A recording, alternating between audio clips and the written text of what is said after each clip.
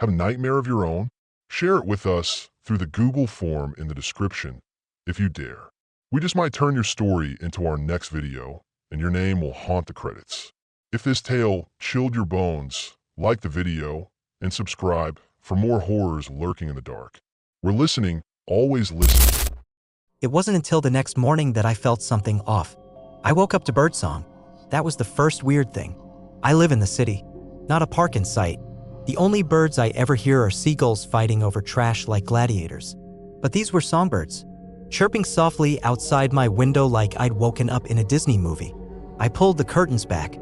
There were no birds, just a man. He stood across the street, half obscured by a telephone pole, dressed in what looked like a funeral suit, black and stiff, like he'd never taken it off. His skin was ash gray, and even from the second floor, I could tell he wasn't blinking. He just stared up at me. I closed the curtains. I'm not easily freaked out, but that left my heart doing gymnastics. After about 20 minutes of pacing, I peeked again. The street was empty. The whole thing could have been a coincidence. A weird guy. Maybe someone who lived nearby or someone casing houses to rob. But when I checked my phone again, the countdown had moved to 55 hours, 22 minutes, and 16 seconds, and this time, there was a new line of text just beneath it. The first sign has been delivered. I held my phone tighter. My chest felt heavy. I didn't laugh this time. Something about the way that phrase was written, it didn't feel like a prank anymore. This wasn't someone screwing with me for likes or views. This wasn't a game. It was a warning. They say death is unpredictable. That's what made this so ridiculous. An app? Predicting my death. It showed up on my phone after a system update, just an icon labeled EPITAPH. I hadn't downloaded it. No reviews. No developer listed. When I tapped it, the screen lit up white for a moment, then dimmed to gray. Just 5 words pulsing in the center of the screen. You have 3 days left. No options. No explanation. No terms of service. Just a countdown in red, 72 hours ticking down by the second. I laughed. Literally. Out loud. That weird kind of laughter you get when you're halfway between annoyance and amusement. Nice one, I muttered, tossing my phone onto the couch. The timer kept ticking. I googled the app. Nothing. No one talking about it. Reddit? Dead silent. Even when I searched for APKs or app lists that matched EPITAPH, I got absolutely nothing. Almost like it didn't exist. Still, it was probably just some edgy ARG or experimental horror game, right? I was a big fan of those. Hell, I'd once stayed up all night reading a fake SCP document about a haunted McDonald's that erased people from memory. This was just another internet ghost story. At worst, a poorly executed attempt to spook me, but even after I uninstalled it, the countdown was still there. Not in the app drawer anymore, but on my lock screen. 69 hours, 43 minutes, and 8 seconds, hilarious. By the second day, I couldn't sleep. The countdown loomed like a noose. 41 hours, 13 minutes, and 4 seconds. Every time I glanced at my phone, the numbers felt more real. And the words beneath had changed again. The second sign will reveal the truth. I tried rationalizing it away. I told myself it was an elaborate hallucination, a side effect of sleep deprivation. Maybe I'd been drugged. Maybe my phone had been hacked. But it didn't matter how many explanations I stacked on the table, none of them erased the man I'd seen yesterday. Or what started happening that night. It was around 2 a.m. when I heard whispering. At first, I thought it was from the hallway. My apartment building isn't the quietest, thin walls, angry neighbors, TVs blasting at ungodly hours. But this was different. The sound came from inside my walls. It was like hearing someone speak through cotton. I pressed my ear to the bedroom wall and held my breath. There it was again, words I couldn't quite make out. Repeating. Soft. Deliberate. I followed the voice to the living room. My phone buzzed as I walked. 38 hours, 2 minutes, and 12 seconds, a new notification pulsed. Listen closely. He is almost here. I dropped the phone. I never feel watched. I'm not that kind of person. But in that moment, standing barefoot in my silent living room, surrounded by those whispers, I felt like prey. I barely made it through the next day. Every sound felt amplified, car horns like gunshots, footsteps like thunder. I flinched at my own reflection in shop windows. People on the street looked off somehow, like their eyes tracked me a second too long. It wasn't paranoia. It was worse, certainty. That feeling when you know you're not alone, but you can't prove it. When I got home, I avoided the mirrors, especially the one in the hallway. It's an old thing, inherited from my grandmother, tall, warped slightly at the edges, with a frame that creaks when the weather changes.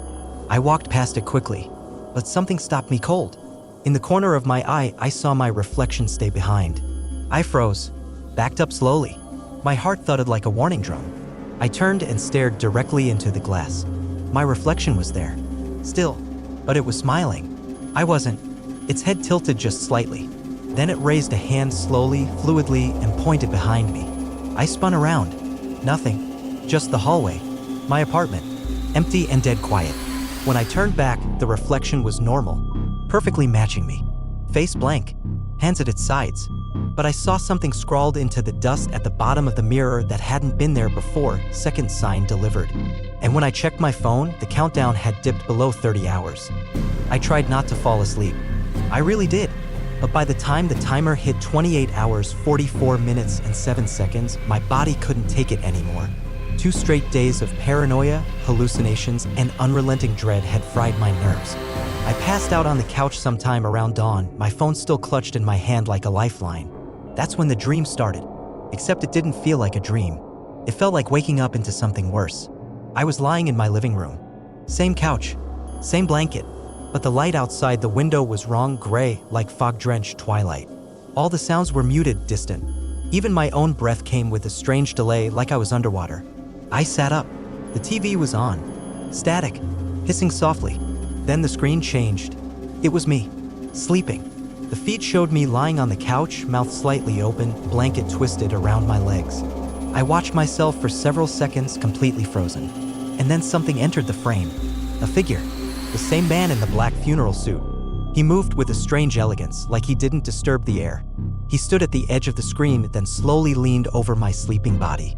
I tried to scream, but I had no voice. Tried to run, but my legs didn't move. Then he turned to the camera. His face was hollow. No mouth, no nose. Just a stretched, white mask of skin and those dark, pit-like eyes. Suddenly, the static returned and I snapped awake. Sweating, gasping. My phone buzzed in my hand.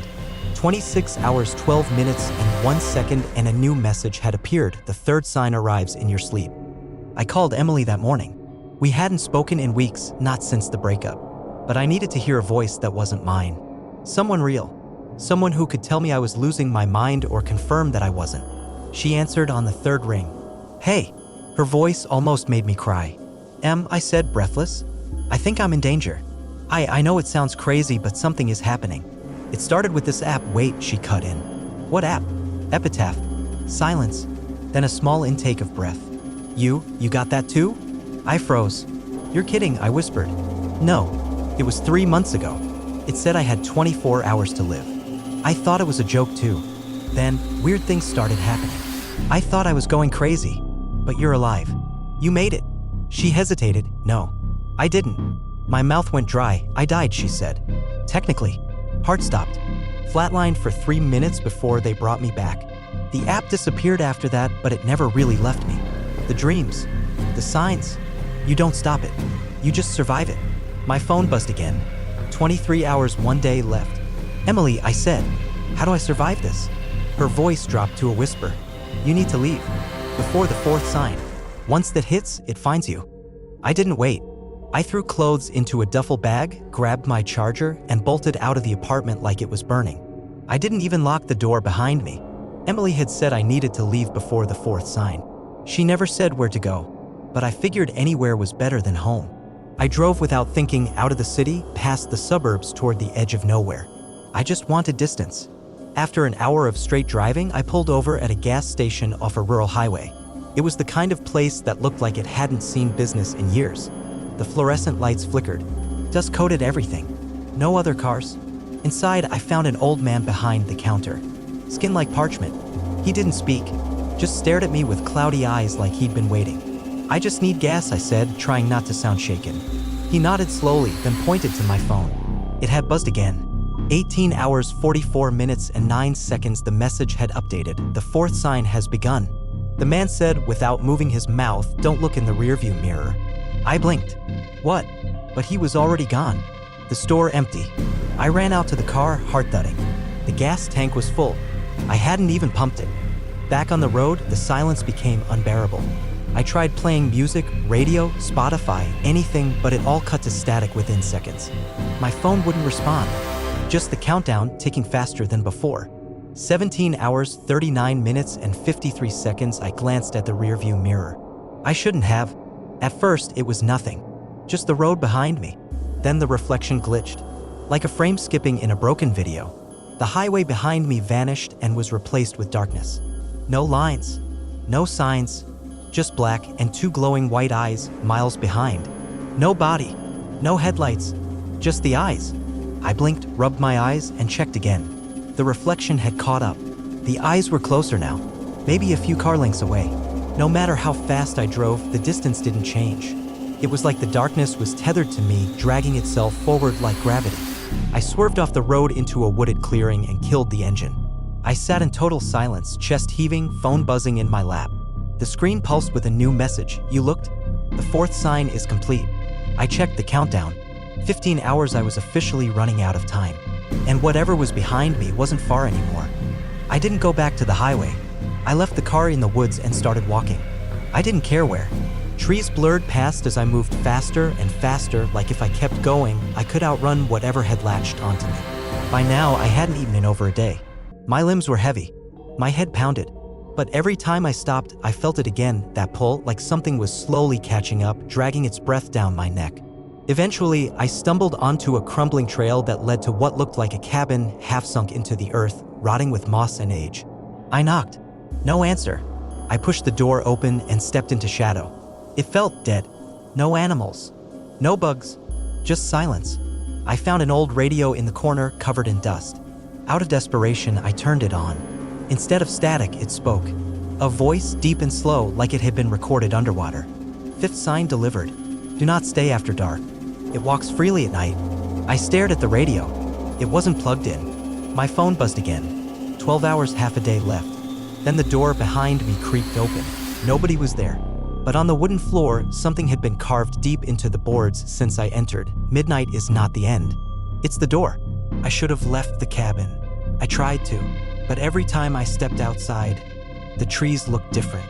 Taller, twisted, bent toward me, like I was walking deeper into something I couldn't escape. So I stayed.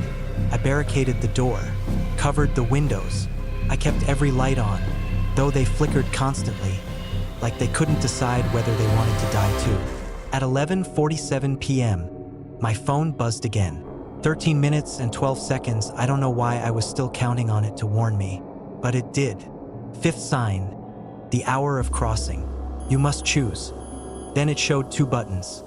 Accept or resist. I didn't press either. The temperature dropped instantly. My breath turned visible. The lights went out, and from somewhere behind the walls, something knocked. 3 slow, deliberate raps. I sat in complete darkness, too afraid to move, too afraid to blink. The knocking came again, closer this time. Inside the cabin now, 1 room over.